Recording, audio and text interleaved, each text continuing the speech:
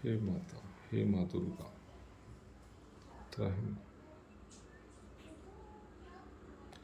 ओम सर्वमंगल मांगल्ये शिवे सर्वार्थ साधिके शरण्ये त्र्यंबकं गौरी नारायणी नमस्तुते। ब्रह्म रूपे सदानंदे परमानंद स्वरूपिणी द्रुत सिद्धि प्रदे देवी नारायणी नमस्तुते, नारायणी नमस्तुते, नारायणी नमस्तुते।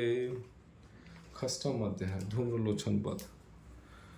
जो भगवती सिंह पर आसन लगाकर विराजमान है, जिनके कंठ में सर्पों के फणों में रहने वाली मणि तथा रत्न माला शोभायमान है, जिससे शरीर की कांति निखर रही है, सूर्य के समान उग्र प्रकाश है, 3 नेत्र प्रकाशित हो रहे हैं, हाथों में माला कुंभ कपाल तथा कमल धारण कर रही है, मस्तक पर अर्ध चंद्रमा का मुकुट है, जो सर्वज्ञों के ईश्वर भैरव देव के अंक में निवास करने वाली है। इस प्रकार की शोभा वाली परा पद्मावती देवी का मैं चिंतन करता हूँ। ऋषि बोले, इस प्रकार देवी जी के वचन सुनकर दूत क्रोध से लाल होकर वहां से चला आया। आते ही दैत्यराज को विस्तार के साथ सभी बातें सुना दी। दूत के वचन सुनते ही दैत्यराज क्रोध में भर गया और दैत्यों के सेनापति धूम्रलोचन से बोला, हे धूम्रलोचन, तुम देर मत करो, अपनी सेना के साथ वहां जाकर उस दुष्टा को केसों से पकड़कर बलपूर्वक घसीटते हुए यहाँ जल्दी ले आओ। उसकी रक्षार्थ यदि कोई दूसरा वहां उपस्थित हो तो चाहे वो देवता, यक्ष, गंधर्व कोई भी हो, उसे मार डालना। ऋषि बोले, आज्ञा पाते ही धूम्रलोचन दैत्य 60,000 असुरों की सेना लेकर शीघ्र चल पड़ा। वहां पहुंचकर उसने हिमालय पर विराजमान देवी को देखा और ऊंची आवाज में बोला, अरे तू शुंभ निशुंभ के पास चली चल। यदि अब भी प्रसन्नता पूर्वक मेरे स्वामी के पास नहीं चलेगी तो स्मरण रख कि तुझे बालों से पकड़कर घसीटते हुए बलपूर्वक मैं ले जाऊंगा।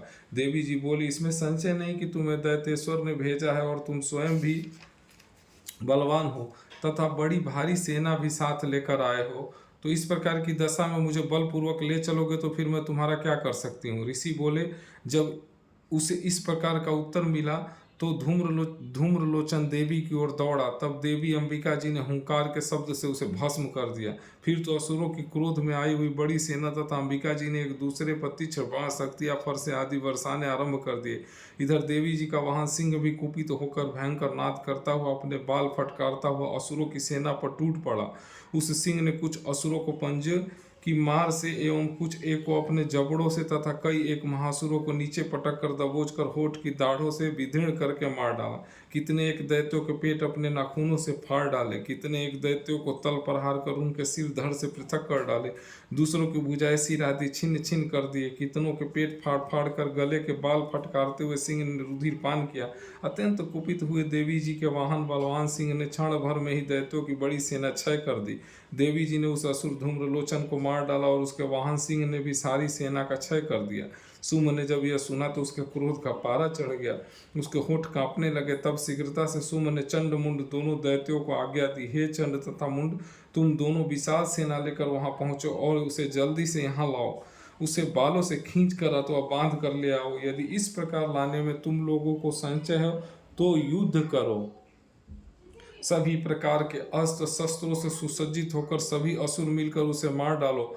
उस दुष्ट के मर जाने पर एवं सिंह के भी मारे जाने पर जिस दशा में भी अंबिका पड़ी हो, उसे बांध कर अपने साथ लेकर शीघ्र लौट आओ।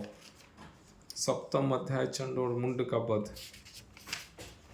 रत्न जड़ित सिंहासन पर विराजमान होकर तोते से पढ़े जा रहे सुंदर शब्द सुनती हुई, सुंदर एवं श्याम अंगों वाली कमल के फूल पर अपना एक चरण धारण करके वीणा बजाती हुई, लाल वर्ण की साड़ी धारण करके अंगों में कसी हुई चोलिका से शोभायमान कल्हार के फूलों से ग्रंथित माला धारण करके सुशोभित शंख का पात्र लिए हुए, मस्तक पर सिंदूर की बिंदु लगाए हुए, हल्के एवं मीठे मधु के मध से शोभित इस रूप में मातंगी देवी जी का मैं ध्यान करता हूँ।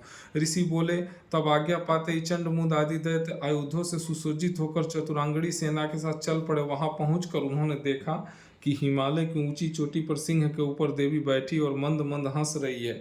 इस प्रकार देखकर वो उन्हें पकड़ने की चेष्टा करने लगी। किसी ने धनुष चढ़ा लिया, किसी ने तलवार संभाल लिया एवं कितने एक दैत्य देवी जी के पास पहुंच गए। तब अंबिका जी उन शत्रुओं के प्रति क्रोध में आ गई। उस समय क्रोध के कारण उनका मुख काला हो गया। देवी के माथे पर भव्य कुटुल होकर तन गई। तब तो भयानक मुख वाली काली देवी तलवार तथा पास लिए प्रकट हो गई। उस समय उन्होंने अद्भुत खड्वांग धारण किया हुआ था।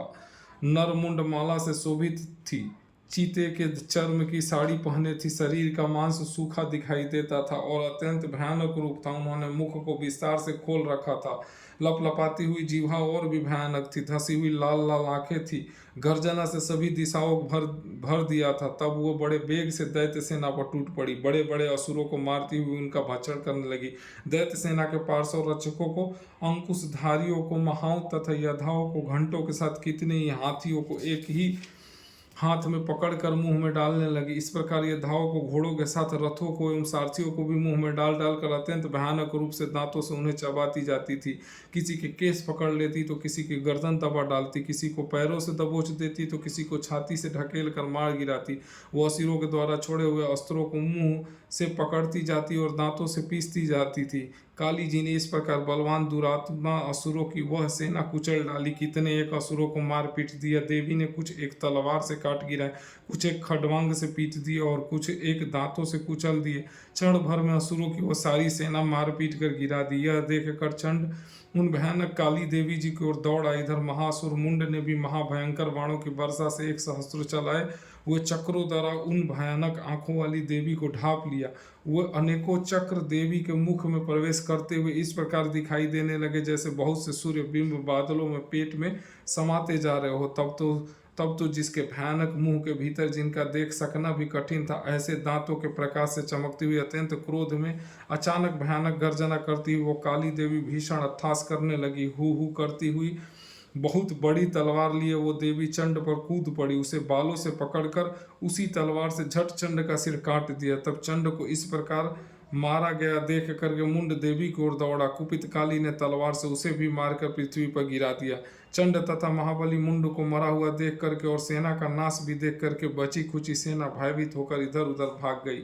इसके अनंतर काली ने चंड तथा मुंड के सिर हाथ में ले लिए। फिर भयानक अट्टहास करती हुई चंडिका के पास पहुंचकर बोली, मैंने यह चंड और मुंड नामी महापशु आपकी भेंट चढ़ा दिए।